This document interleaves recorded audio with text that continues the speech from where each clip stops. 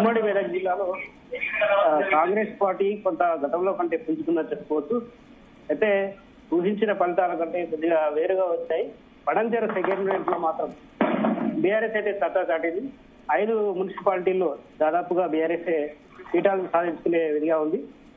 ముఖ్యంగా జిన్నారం, గడ్డపోతారం, గుమ్మడిదల, ఇంద్రేశం, ఇస్నాపూర్ ఈ 5 మున్సిపాలిటీల్లోనూ స్పష్టమైన మెజార్టీ వచ్చింది బీఆర్ఎస్ పార్టీకి. అయితే ఇస్నాపూర్ లో మాత్రం స్వతంత్రులు 4 గెలవడంతో అక్కడ ఆ పీఠం కాంగ్రెస్ కు దక్కుతుందా లేదంటే బీఆర్ఎస్ కు దక్కుతుందా అనే ఒక ముఖ్యంగా అదొక సస్పెన్స్ అయితే కొనసాగుతుంది.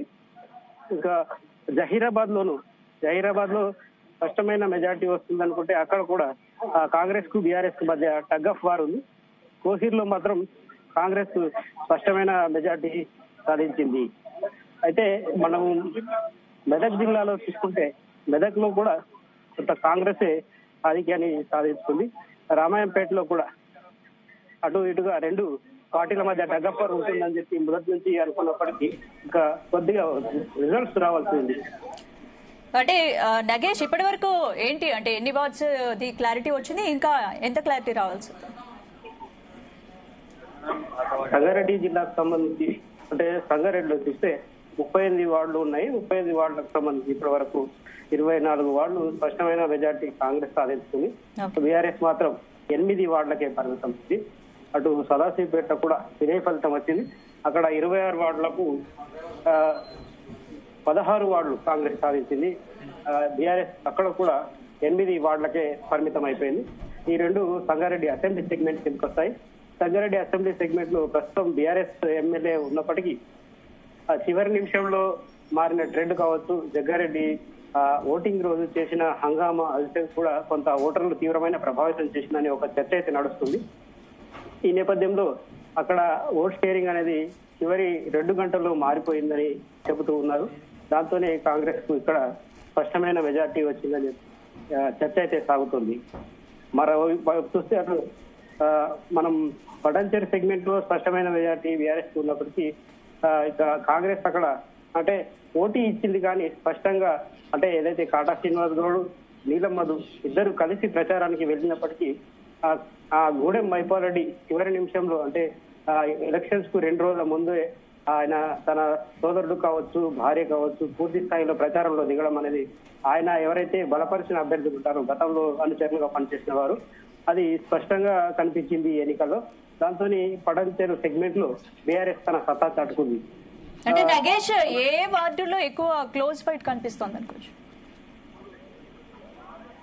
ముఖ్యంగా ఇక్కడ సంగారెడ్డి చూసుకుంటే ఒక్కో వార్డు మనం స్పష్టమైన మెజార్టీ అయితే ఇప్పటికైతే క్లీన్ ఫిగర్ అయితే ఇవ్వలేదు. ఓవరాల్ గా వార్డుల వారీగా ఎవరు గెలిచారు, ఎవరు ఓడారు అనేది స్పష్టంగా చెబుతున్నారు. వార్డుల వారీగా స్పష్టమైన ఫలితాలు అయితే కొద్దిసేపట్లో ప్రకటిస్తామని చెప్పి అధికారులు చెప్తున్నారు. ఎందుకంటే అన్ని మున్సిపాలిటీల్లో దాదాపు ఇప్పుడు ఉమ్మడి మెదక్ జిల్లాలో ఉన్న 19 మున్సిపాలిటీలో చూస్తే ప్రతి మున్సిపాలిటీలోనూ గెలిచిన అభ్యర్థులు ఎవరు, ఓడిన అభ్యర్థులు ఎవరు అనేది స్పష్టంగా చెప్పారు. కానీ ఏ వార్డులో ఎంత ఫిగర్ వచ్చింది, ఏ అభ్యర్థికి ఎంత తేడా ఉంది అనేది ఇంకా స్పష్టంగా వెల్లడించలేదు. నాగేష్ అంటే పటాన్చేరులో 5 మున్సిపాలిటీలు ఉన్నాయి కదా, అక్కడేంటి పరిస్థితి? పటాన్చేరులో ఉన్న 5 మున్సిపాలిటీలో చూస్తే అక్కడ మనం ఇంద్రేశం, ఇస్నాపూర్, జిన్నారం, గడ్డపోతారం, గుమ్మడిదల ఈ 5 మున్సిపాలిటీలో చూస్తే అక్కడ కాంగ్రెస్ పార్టీ గట్టి పోటీ ఇస్తుంది అనుకున్న క్రమంలో బీఆర్ఎస్ ఊహించని రీతిలో పుంజుకుందని చెప్పుకోవచ్చు. ఎందుకంటే గతంలో గూడెం మైపాల్ రెడ్డి బీఆర్ఎస్ ఎమ్మెల్యేగా ఉన్న ఆయన కాంగ్రెస్ లో చేరిన తర్వాత మళ్ళీ మారిన పరిణామాల నేపథ్యంలో ఆయన బీఆర్ఎస్ కు అనుకూలంగా పనిచేశారు. ఎందుకంటే ఎన్నికలు జరిగే ముందు రోజు కూడా గూడెం మైపాల్ రెడ్డి స్పష్టంగా ఒక ఇండికేషన్ అయితే ఇచ్చారు ఓటర్లకు, బీఆర్ఎస్ కే ఓటు వేయండి అని చెప్పి. ఆయన భార్య కావచ్చు, ఆయన సోదరుడు బీఆర్ఎస్ కు అనుకూలంగా పనిచేశారు. వాళ్ళు ప్రత్యక్షంగా ప్రచారంలో కూడా పాల్గొన్నారు.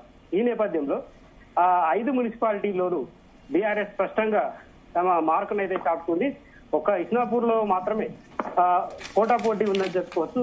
అటు కాంగ్రెస్ పార్టీకి అక్కడ 10 స్థానాలు వార్డులు దక్కితే బీఆర్ఎస్ కు 11 దక్కాయి. దీంతో అక్కడ స్వతంత్రులు కొంత వాళ్ళు ఆధిపత్యాన్ని ప్రదర్శించే పనులు ఉన్నారు. ఎందుకంటే స్వతంత్రులు అక్కడ కింగ్ మేకర్లుగా మారతారు. 4 స్వతంత్రులు గెలిచారు. ఇస్నాపూర్ లో. ఈ నేపథ్యంలో కాంగ్రెస్ పీఠాన్ని కైవసం చేసుకుంటుందా లేదంటే బీఆర్ఎస్ కైవసం చేసుకుంటుందా అనేది ఒక ఉత్కంఠ అయితే కొనసాగుతుంది. ఏంటి అంటే అక్కడ మహిళా అభ్యర్థుల విజయం ఎంతవరకు ఉంది? నిజానికి ఇస్నాపూర్ లో మున్సిపల్ పీఠం మహిళకే ఉంది. గడ్డపోతారంలో తర్వాత ఇంద్రేశంలో ఈ మున్సిపాలిటీ గడ్డపోతారం అయితే ఎస్సీకి వచ్చింది, ఇంద్రేశంలో ఎస్సీ మహిళకు వచ్చింది. ఈ నేపథ్యంలో ఆ మహిళా అభ్యర్థుల్ని బరిలోకి దించినప్పటికీ గతంలో పనిచేసిన నాయకులు ఎవరైతే ఉంటారో అంటే వారి భర్తలు కావచ్చు లేదంటే ముఖ్య నాయకులు గూడెం మైపాలరెడ్డికి అనుచరులుగా పనిచేసిన ముఖ్య నాయకులు ఎవరైతే ఉంటారో వారు సర్వం శక్తులు ఒడ్డి విజయాన్ని సాధించారని చెప్పుకోవచ్చు. అక్కడ చాలా వరకు హరీష్ రావు కూడా ప్రత్యేకంగా దృష్టి పెట్టారు పటాన్చెరు సెగ్మెంట్ పైన. ఆయన ఎలక్షన్స్ ముందు ఒక వారం నుంచి ఒక 4-5 సార్లు ప్రచారానికి వచ్చారు. ఆ సెగ్మెంట్ మొత్తం ప్రత్యేకంగా దృష్టి పెట్టారు. సంగారెడ్డి, సదాశివపేట, జహీరాబాద్ లోను ప్రయత్నం చేసినప్పటికీ కొంతమేర ఫలించింది. ఎందుకంటే టగఫ్ వార్ అయితే కొన్ని వార్డుల్లో ఉంది. అయినప్పటికీ విజయం కాంగ్రెస్ వరించడం కొంత ఇక్కడ బీఆర్ఎస్ సంగారెడ్డి కావచ్చు సదాశివపేటలో బీఆర్ఎస్ కార్యకర్తలు నిరాశలో ఉన్నారు. అంటే ఏంటి ఇప్పుడు సంగారెడ్డి, సదాశివపేటలో జగ్గారెడ్డి, హరీష్ రావు తలపడ్డారు కదా నగేష్, ఏంటి ఆ 2 సీట్లలో ఫలితాలు ఎలా ఉన్నాయి? సంగారెడ్డి, సదాశివపేటలో సంగారెడ్డిలో చూసుకుంటే మనము సంగారెడ్డిలో 38 వార్డులు ఉన్నాయి.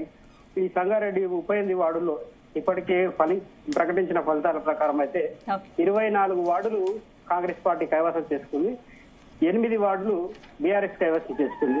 అయితే గతంలో బీఆర్ఎస్ ప్రభుత్వ హయాంలో ఇక్కడ 2 టర్ములు సంగారెడ్డిలో బీఆర్ఎస్ కు చెందిన మున్సిపల్ చైర్మన్లే ఉన్నారు. అయితే మారిన సమీకరణాలు కావచ్చు చివరి రోజు జగ్గారెడ్డి